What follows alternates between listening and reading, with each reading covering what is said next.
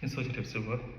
ខ្ញុំបាទប្របាទតាជាសិស្សបណ្ឌិតសិក្សាជំនាញគុណវិបត្តិនៅ National Graduate Institute for Policy Studies នៅទីក្រុងតូក្យូប្រទេសជប៉ុនខ្ញុំមានតែចិត្តស្វែងរកខ្លាំងនៅបានទទួលដំណឹងថាសម្ដេចទឹកបដីហ៊ុនម៉ាណែតនាយករដ្ឋមន្ត្រីនៅក្នុងនាំប្រពន្ធកម្ពុជាអញ្ជើញចូលពិភាក្សាការងារជាមួយអាដាមអ៊ីស៊ីបាស៊ីហ្គារូនាយករដ្ឋមន្ត្រីប្រទេសជប៉ុន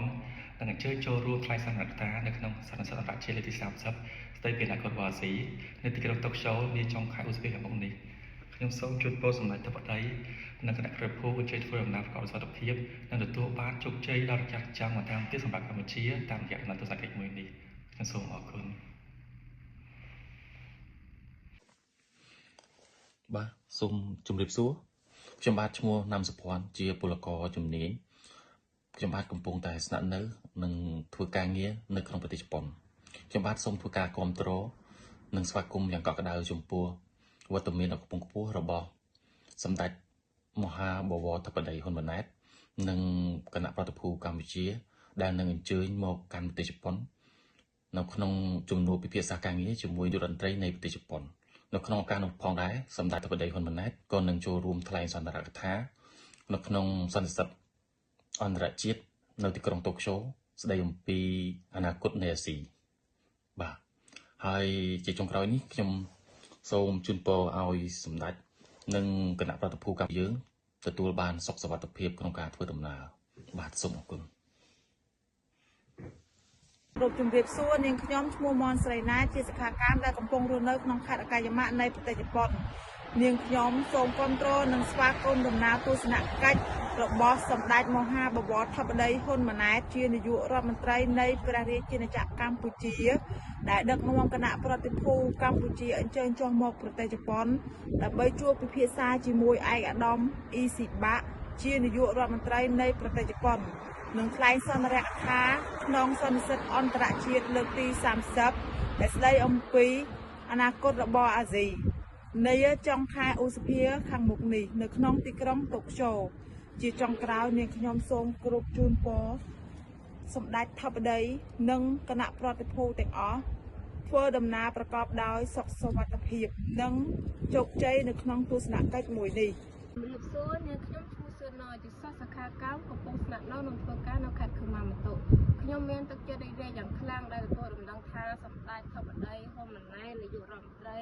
និងដឹកនាំប្រតិភូកម្ពុជាអញ្ជើញមកពិភាក្សាការងារជាមួយនឹងឯកឧត្តម IS បាននាយករដ្ឋមន្ត្រីនៃប្រទេសជប៉ុននិងថ្លែងសន្និដ្ឋានក្នុងសន្និសីទលើកទី30ស្ដីអំពី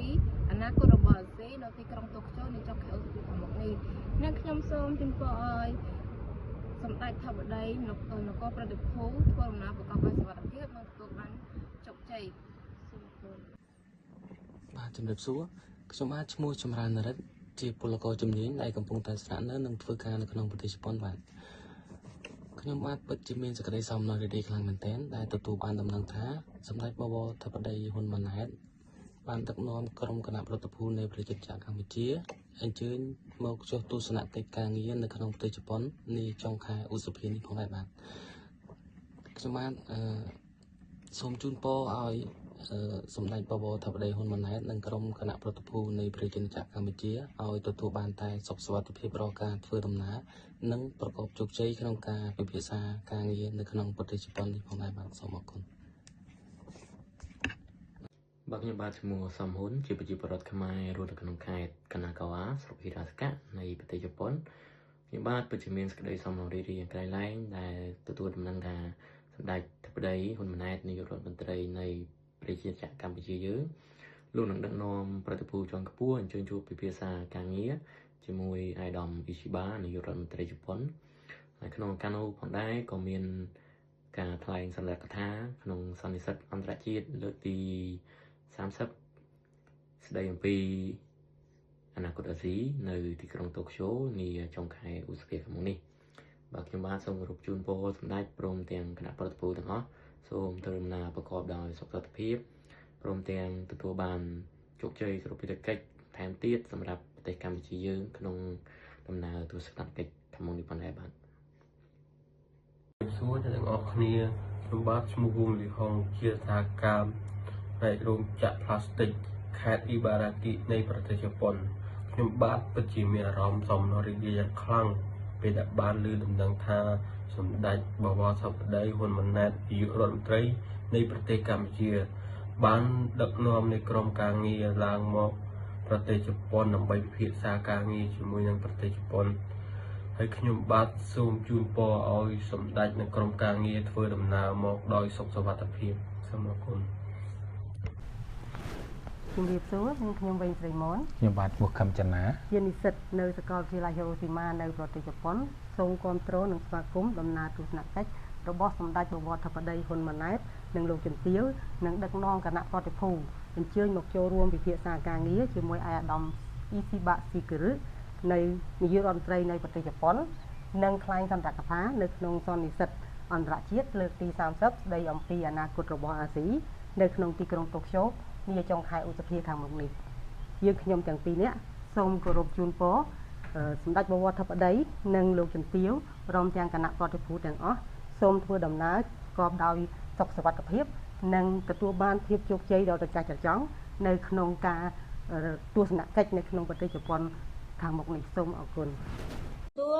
ពួកខ្ញុំគឺជាសិក្ខាកាមដែលធ្វើការនៅប្រទេសជប៉ុននៅក្នុងខេត្តមីយាគិខ្ញុំបានទទួលដំណឹងថាសម្ដេចធិបតីហ៊ុនម៉ាណែតនាយករដ្ឋមន្ត្រីនិងលោកជំទាវបណ្ឌិតប្រចាំថ្ងៃនេះហ៊ុនម៉ាណែតព្រមទាំងគណៈប្រតិភូបានអញ្ជើញមកប្រទេសជប៉ុន